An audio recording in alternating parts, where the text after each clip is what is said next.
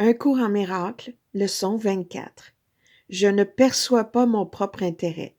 Il n'est pas une situation qui se présente dans laquelle tu te rends compte du résultat qui te rendrait heureux.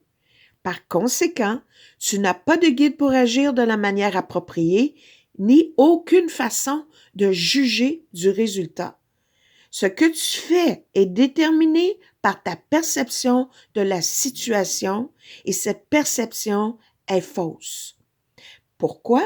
Nos leçons précédentes nous le disent. On a donné à tout ce qu'on voit la signification que ça a pour nous.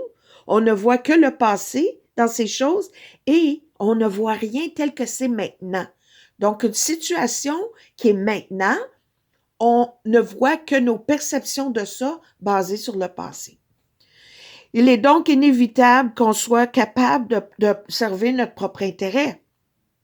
C'est pourtant le seul but que tu aies dans toute situation correctement perçu. Autrement, tu ne reconnaîtrais pas ce qu'il est. Si tu te rendais compte que tu ne perçois pas ce qui est ton propre intérêt, il serait impossible de te l'enseigner. Mais en présence de ta conviction de savoir ce qu'il est, tu ne peux pas apprendre.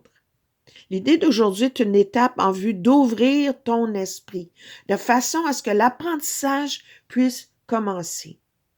Les exercices d'aujourd'hui requièrent beaucoup plus d'honnêteté que tu n'as l'habitude d'en user. Un petit nombre de sujets considérés honnêtement et attentivement durant chacune des 5 périodes d'exercice à entreprendre aujourd'hui t'aideront plus qu'un examen superficiel d'un grand nombre. 2 minutes sont suggérées pour chacune de ces 5 périodes d'examen d'esprit que les exercices comportent.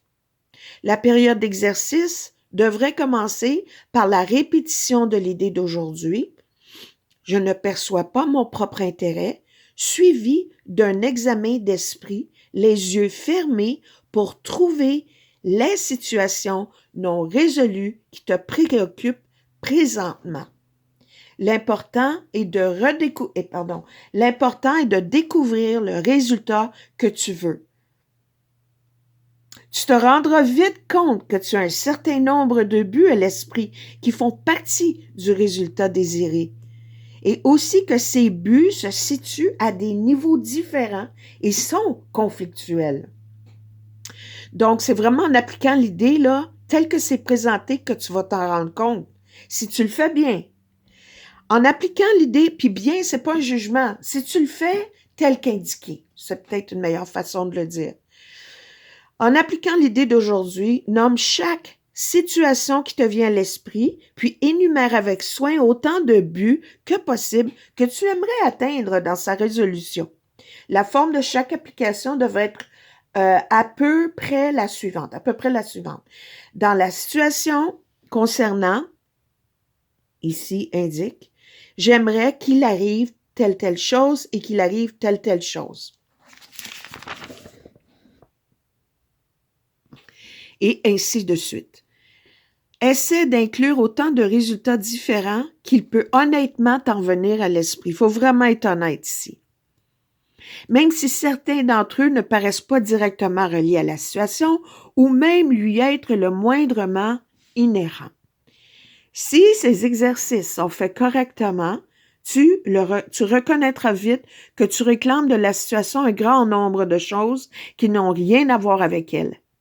Tu reconnaîtras aussi que beaucoup de tes buts sont contradictoires, que tu n'as pas de résultat unifié à l'esprit et que tu seras forcément déçu par rapport à certaines de tes buts. Parce que nos buts créent des attentes, quel que soit le dénouement de la situation.